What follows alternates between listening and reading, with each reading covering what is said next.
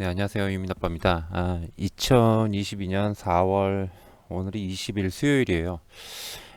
장마감 코멘트를 방송으로 짧게 좀 진행해 볼까 합니다. 자, 오늘이 아니라 어제죠. 전일 미국장이 미국장이 굉장히 좋게 마감을 했어요. 그죠? 반전 또 반전. 채권 금리가 급등하고 그 다음에 달러도 좀 부담스러운 어, 구간에서 움직이고 있고 또 상승을 했어요. 상승을 했고 그다음에 긴축 이슈 여러 가지 그런 요인들이 있음에도 불구하고 시장은 강하게 반등을 했다라는 겁니다. 어, 그런데 반전이 또 마지막으로 깔끔하게 또 하나가 나왔죠. 바로 넷플릭스. 예. 자, 이 넷플릭스가 장중에 이제 실적 발표를 앞두고 3.2% 가량 상승을 했는데 장 마감한 직후에 나온 발표가 최악이었습니다. 2011년이죠. 2011년 이후로 처음으로 역성장을 했어요. 뭐가 역성장을 했냐면 바로 신규 가입자 수가 마이너스 20만 명을 기록했다라고 발표를 했습니다. 뭐 어떻게 보면은 물론 뭐 EPS는 굉장히 서프라이즈하게 나왔죠. 예, EPS는 서프라이즈하게 나왔지만은 매출 같은 게 전망치보다 떨어져서 나왔고요. 사실은 이제 매출보다는 가장 시장이 경악했던 부분은 바로 이제 이거였죠. 어, 그, 이 부분, 신규 가입자 수가 역성장을 했다라는 거. 무려 11년여 만에 역성장을 기록한 건데, 시장에서 굉장히 이제 충격적으로 받아들이고 있죠. 뭐, 어차피, 언택트 쪽은 좀 아니지 않나. 뭐, 이미 지난 1월 달에 4분기 실적 때문에, 그죠? 그때 당시 실적이 문제가 아니었어요. 그때도요. 가입자 수죠. 가입자 수. 이 부분 때문에 부담스러웠던 그런 흐름이 나왔었는데 요번에 또 다시 딱 한 개 분기 만에 또 다시 똑같은 일이 반복되는 게 아닌가 이렇게 좀 우려스럽습니다. 자, 사실 이것 때문에 분위기가 좋았는데 미국 선물 지수 같은 경우도 장중 내내 우리나라 장이 열리고 있는 장중 내내 나스닥 같은 경우 마이너스 1%에서 마이너스 0.8%에서 마이너스 1.2%로 왔다 갔다 할 정도로 좋지가 않습니다. 예, 좋지가 않아요. 자, 그러면은 넷플릭스 때문에 시장이 영향을 받을까요? 일부 받겠죠. 일부 받겠는데 사실 넷플릭스만 있는 건 아니잖아요. 그죠? 넷플릭스만 있는 거 아닙니다. 어떻게 보면 넷플릭스가 첫 단추였어요. 예, 우리가 흔히 말하는 기술주 중에서 첫 단추에 해당되는데 이 첫 단추를 잘못 깨놨다는 겁니다. 자, 그러나 이 넷플릭스 하나로 끝나는 거 아니죠. 이미 지난 4분기 실적 발표에서 한 차례 충격을 먹은 바 있기 때문에 사실은 그것 때문에 어떻습니까? 계속 주가가 지지부진했어요. 혹시 또 나빠질까? 또 나빠질까? 이게 반등 나온 반등도 안 나왔죠. 물론 중간에 모 기관들, 여러 복수의 기관들이 뭐 저렴하다, 밸류가 낮다, 뭐 이렇게 리포트가 나오면서 매수 리포트가 나오면서 뭐 이렇게 살짝씩 오르긴 했습니다만은 지속적으로 압박을 가했습니다.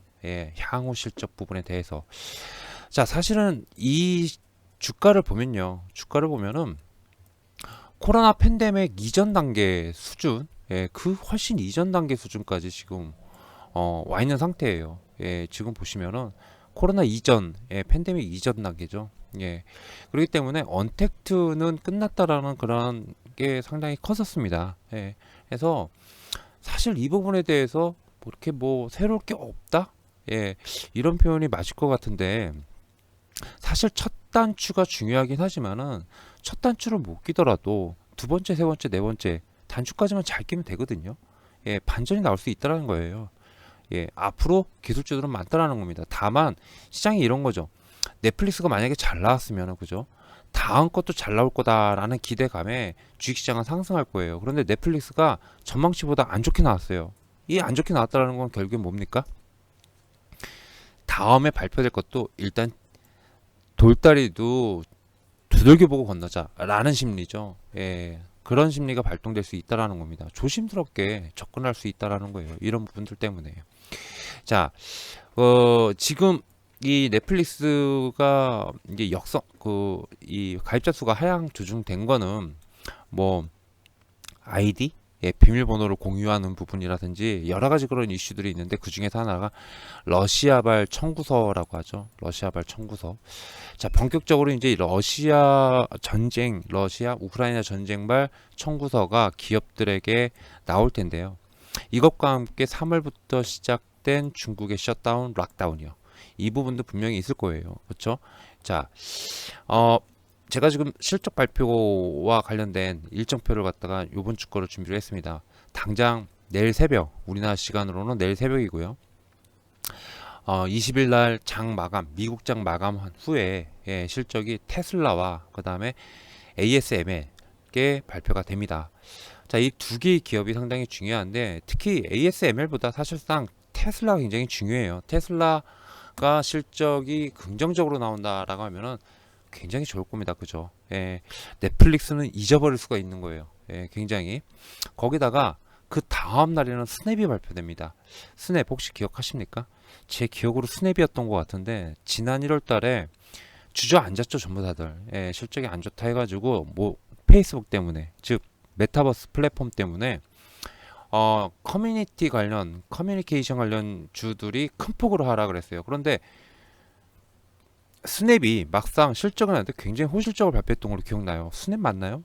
다른 종목이었나? 맞을 거로 기억나는데 스냅뿐만 아니라 몇몇 기업들이 그랬어요. 그래가지고 한 40% 50%를 급등해 버렸죠.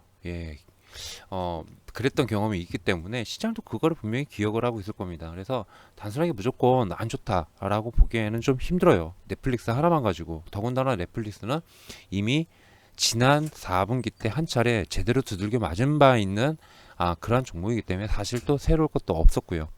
해서 오히려 그 이제 테슬라의 물론 이제 장 시작 전에 ASML이 오늘 밤에 우리나라 시간으로 오늘 밤에 실적 발표가 나올 텐데 오늘 저녁에 실적 발표가 나올 텐데 사실은 이제 이것보다도 테슬라의 실적 발표 내일 장 마감한 후 요 부분을 갖다가 잘 주시를 해 본다면은 향후 주식시장의 어떤 방향 이런 부분들에 대해서 어느 정도는 가늠해 볼 수 있지 않을까라고 생각이 됩니다. 특히 성장주, 기술주 이쪽 부분에 대해서요. 굉장히 중요한 섹터죠.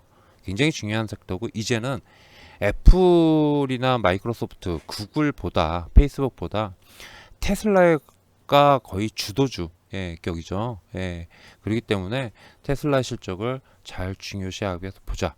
만약에 테슬라 실적이 잘 나온다면 시장에 또 한 차례 또 반전이 나올 것이다. 다음 실적에 대한 기대감을 계속 시장에 부여할 수가 있다라는 거예요. 넷플릭스 때문에 오늘은 그 실적 때문에 어떻게 나올지 모르는 것 때문에 불안불안하다면은 테슬라만 잘 나온다면 그 다음 기업 이런 식으로 실적에 대한 기대감 때문에 매수세가 몰릴 수 있다라는 거 말씀을 좀 드리면서 여기에 너무 넷플릭스 실적에 너무 연연하지 말자라는 취지로 방송을 짧게 이렇게 좀 만들어 봤습니다. 자, 평소답지 않게 방송을 좀 짧게 만들었어요. 짧게 만들었습니다. 어차피 그 기업들의 이익 전망 계속 하향 조정되고 이렇게 경기가 둔화되고 어쩌고저쩌고 하지 않습니까? 근데 사실 그 우리나라 시장으로 이거 비교를 해보면요. 우리나라 시장으로 비교를 해보면 이거 코스닥인데 우리나라 시장으로 비교해 보면은 지난해 하반기 시작되는 그러니까 6월이나 7월부터 경기 둔화 이슈는 계속 시장에 압박을 가해왔어요. 여태까지 이미 주가에 상당 부분 반영이 돼 있다라는 겁니다. 이미 주가에 상당 부분 반영돼 있어요. 뿐만 아니라 미국장도 마찬가지죠. 미국장도 마찬가지입니다. 이미 지난해 11월, 12월부터 그 부분에 대해서 즉 긴축, 인플레, 기업 실적 둔화 이 부분에 대해서 어떻게 됐습니까? 어느 정도는 반영이 돼 있다라는 겁니다. 그리고 여기서 더 이상 뚫고 가지를 못하는 것도 결국엔 그런 부분들 때문이에요. 결국에는 그런 부분들 때문이다라는 겁니다. 그래서 이런 것들도 반영이 되면은 또 시장에서 어떻습니까? 조그만한 그런 악재가 해소된다.